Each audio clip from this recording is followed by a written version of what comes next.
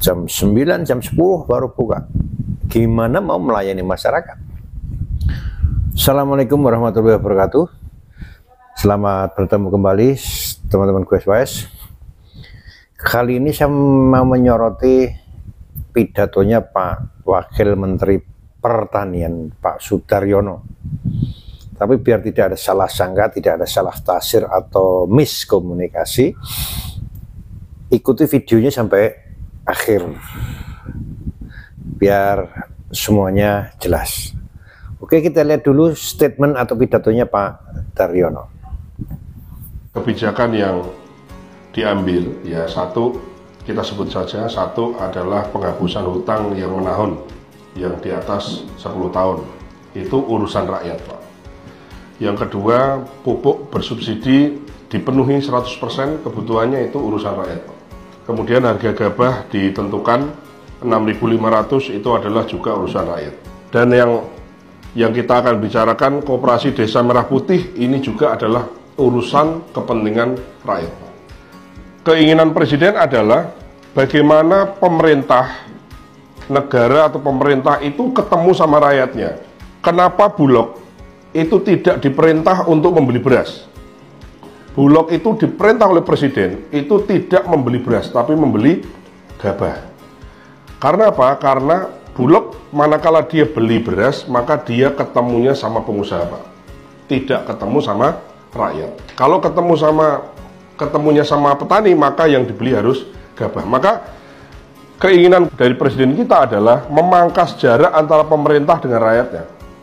Itu pula yang menjadi tujuan dari Koperasi Desa Merah Putih. Bagaimana sektor kesehatan, bagaimana pemerintah bisa betul-betul menjamin obat yang murah, kemudian layanan kesehatan yang baik, tanpa birokrasi yang panjang, pasti dan dipastikan dilaksanakan di tingkat desa dengan Koperasi Desa Merah Putih.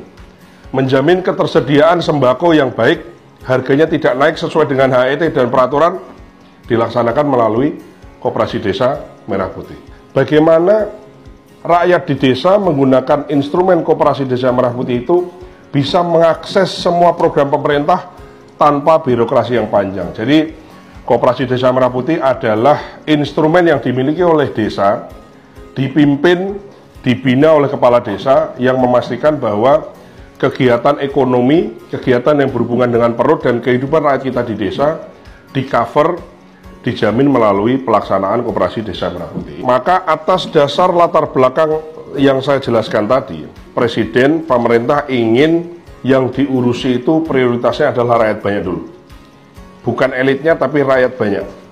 Apakah nelayan, apakah buruh, apakah guru, apakah petani, yang rakyat nih, semua dibereskan semua. Maka Presiden mengeluarkan impres, instruksi Presiden. Ini sifatnya instruksi, artinya harus dilaksanakan, yaitu membuat koperasi desa di seluruh desa dan seluruh kelurahan di seluruh Indonesia. Termasuk saya sebagai Wakil Menteri Pertanian dibantu dengan kementerian yang lain, itu diminta menjadi satuan tugas untuk percepatan pembangunan ini. Kenapa harus cepat-cepat? Karena rakyat menuntut hasil kerja nyata, impact adanya perbaikan kehidupan kehidupan mereka dari kegiatan kita, sehingga Koperasi Desa Merah Putih itu untuk urgently atau untuk segera bisa kita laksanakan. Baik, dari pidato itu saya mencatat beberapa hal. Yang pertama, kegiatan yang berkaitan dengan perut rakyat dijamin oleh desa melalui Koperasi Merah Putih. Kemudian yang kedua, urusan kepentingan rakyat harus dikedepankan.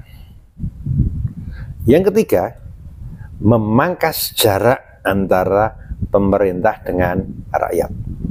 Memangkas jarak antara pemerintah dengan rakyat. Bagus itu.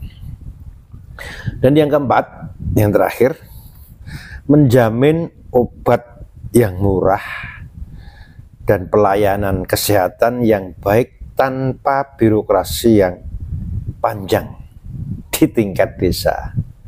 Saya kira Pak Wamen ini mimpi ya. Mimpi. Saya hanya ingin melihat dari dua sisi aja. Yang pertama, sisi jam kerja atau pelayanan desa. Dan yang kedua, tentang pembentukan desa, pembentukan koperasi desa lagi. Pak Wamen, Pak Sudaryono, saya tahu persis Pak Sudaryono ini dari Purwodadi, dia orang partai, pernah jadi DPR, dan saya yakin DPR tahu persis bagaimana kinerja kebanyakan desa, pemerintahan desa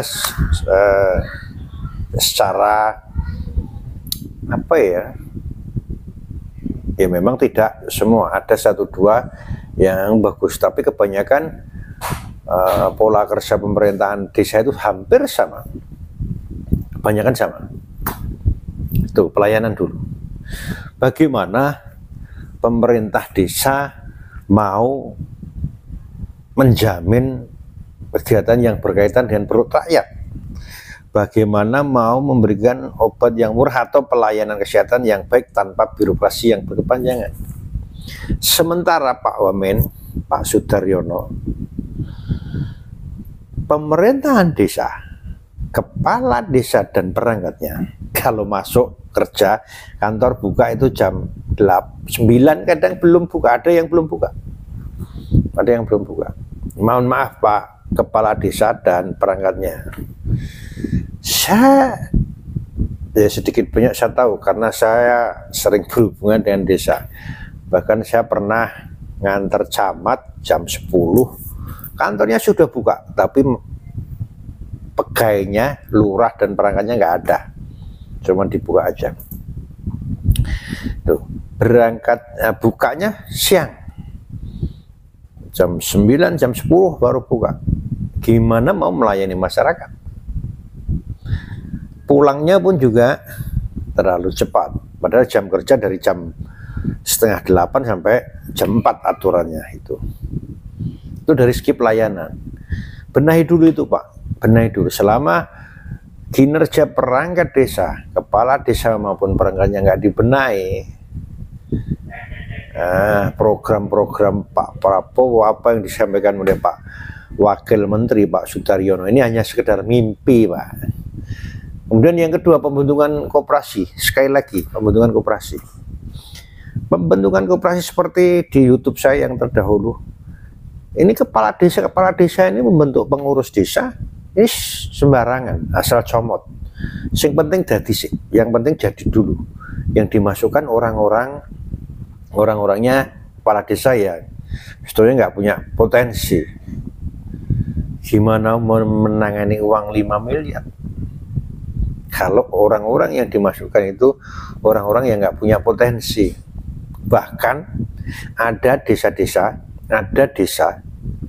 saya tahu persis ada desa yang memasukkan pengurus koperasi merah putih ini adalah salah satunya adalah orang yang pernah berkasus, baru saja kasus penggelapan uang.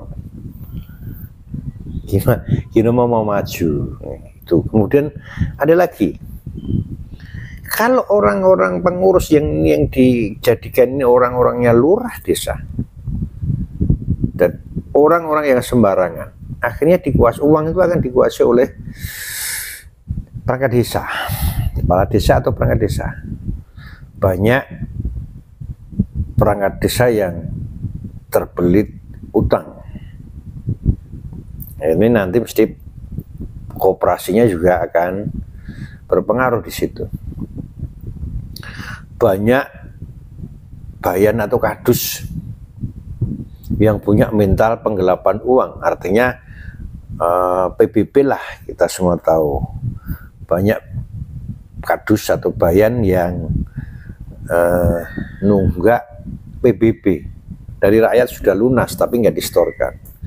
Nah, mental seperti ini harus dibenahi dulu biar program Pak Prabowo yang bagus itu bisa berjalan, bisa klop dengan pemerintah pusat, antara pemerintah pusat dan pemerintah desa. Sekali lagi mohon maaf Pak Wamen, Pak Daryono, Pak Sudaryono dan Pak Kepala Desa, perangkat desa, mohon maaf kalau apa yang saya omongkan ini menyinggung Anda. Sekali lagi, mohon maaf, salam damai.